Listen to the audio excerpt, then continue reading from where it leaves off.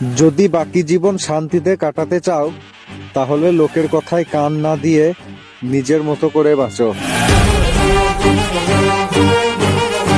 ময়লা আর দুর্গন্ধ শুধু রাস্তার পাশের ডাস্টবিনে থাকে না, কিছু মানুষের অন্তরেও থাকে, যা তার ব্যবহারেই প্রকাশ পাওয়া যায়।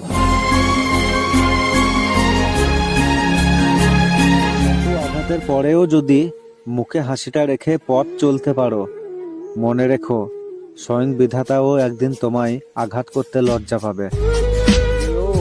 কিছু কিছু সময়ে মুখ বন্ধ করাটাই উচিত, কারণ মুখ বন্ধ করলে অনেক বিপদ এড়াতে সাহায্য করে।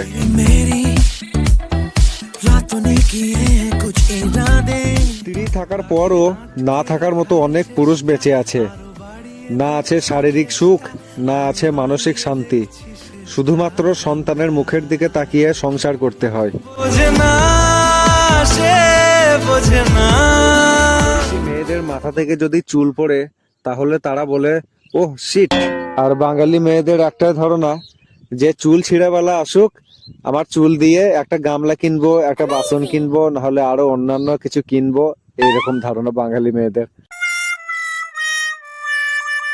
যে ছেড়ে যাওয়ার অভ্যাস, তাকে তুমি সোনার বিছানায় রাখলেও সে চলে যাবেই। আর যে থাকার মানুষ, সে ভাঙ্গা কুড়ে ঘর হলেও থেকে যায়। দূরত্ব বাড়িয়েছি, তোমাকে বিরক্ত করা বন্ধ করেছি, এমনকি তোমাকে নিয়ে ভাবাও বন্ধ করে দিয়েছি, কিন্তু এত কিছুর পরেও একটাই আফসোস, আমি আজও তোমায় মায়া কাটিয়ে উঠতে পারিনি। পারবো না আমি ছাড়তে তোকে, কোনো মতে আর হারতে তোকে। সেই স্ত্রীকে অবহেলা না করে নিজের স্ত্রীকে ভালোবাসুন।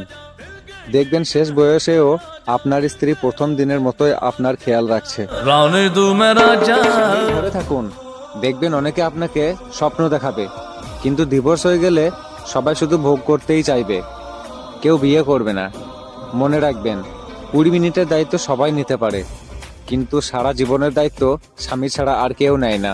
না জানি চোখের জলে ভিজে পেলি, হাত ছেড়ে মাঝ পথে চলে গেলি।